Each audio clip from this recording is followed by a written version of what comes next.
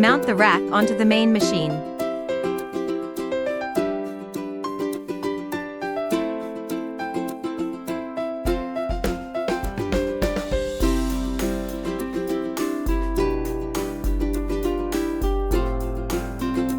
Place diamond tips, metal wands, spray bottles, and glass tubes on the rack.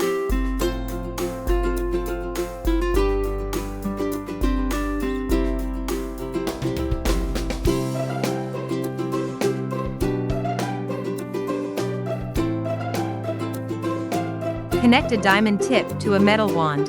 Link one end of the white rubber tube to the main unit suction and the other to the wand.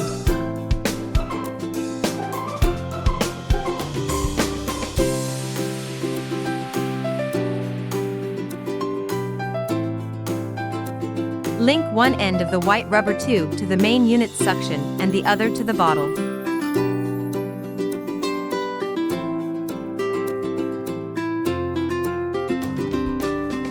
Connect one end of the white rubber tube to the main unit suction and the other to the glass tube.